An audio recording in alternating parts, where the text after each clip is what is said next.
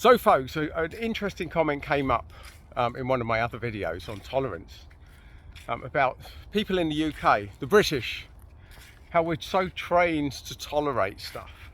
And it's such an unhealthy dynamic. And I completely agree. I hadn't actually properly thought this through as a societal thing. So let's talk about this. In the UK, that we tolerate stuff. Now in the UK, we usually express intolerance through two formats: humour or passive aggression. That's the UK default settings of dealing with stuff that's intolerant or that they're having to tolerate when it spills out and it's clear that they're not happy. Because we've talked about the energy of tolerance, and tolerance is the acknowledgement that something's wrong, and also the tacit agreement that you have that you're not going to do anything about it, or not anything productive, apart from a few jibes here, a few passive aggressive comments, the odd joke that people get to feel your discontent, but it's never really fully confronted. And it's a very unhealthy way to deal with stuff.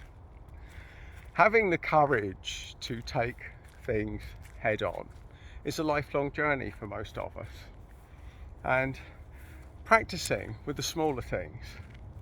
So let's take an example. Just take a smaller thing. I was in a coffee shop a couple of months ago, and I ordered an Americano. I ended up getting a cold shot. And when I said, look, this wasn't what I ordered, the woman said, yes, it was. You ordered that, and started to have a go at me. Now, the old me would have said, oh, well, maybe it was my fault. Maybe she misinterpreted what I said. But I knew that I hadn't ordered it. And whatever happened to the customer is always right. I've worked in customer service in the past, and we learned how to deal with difficult customers. We certainly didn't have a skill set that involved making them wrong for our mistakes or a miscommunication. And the old me would have let it go and taken responsibility, or at least part responsibility for it, just in the aid of keeping the peace. But the new me said, no, I'm not accepting that. If you are choosing to make a mistake of which we're both at least 50% responsible, for you to attempt to get me to take the blame is unprofessional and unacceptable, and I'm not having it. I caused a bit of disruption in the coffee shop, but I kept my cool and I said my piece. And the old me that would have walked away with something sitting inside me thinking, I can't believe I've just accepted the blame for this situation, the new me sat down. It's all let go because I've dealt with it head on. And that's what we're talking about. These are little examples of how we can start training ourselves, especially if you're in the UK, especially if you've been tolerating stuff all of your life and you're starting to feel the pressure now of it all getting on top of you.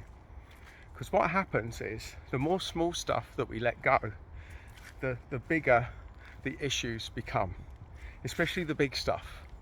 And the big stuff usually involves taking on family members head on. And sometimes walking away at the end of it, folks. It's tough. Tough takes a lot of courage, and it takes a lot of preparation, and it takes a lot of practice. And if you don't have that skill set, you'll never deal with it. You'll get ill, you'll die young, folks. That's the end game if you don't deal with this stuff. And I've seen this because I've worked at the front as a nurse for 13 years, and I've seen the people that get sick, the ones with heart attacks, strokes, cancer, lots of little stuff that they haven't dealt with, lots of stress in their life that amplifies over time. So folks, if that's you, wake up. If you've got any questions, use this video, use the comments as a forum to ask what you need to ask to move forward. And I promise I'll read all of them, and I will help you as much as I can, because this potentially could save your life down the line. So folks, be brave, be less tolerant, be ready to address your issues, and be free from this bullshit.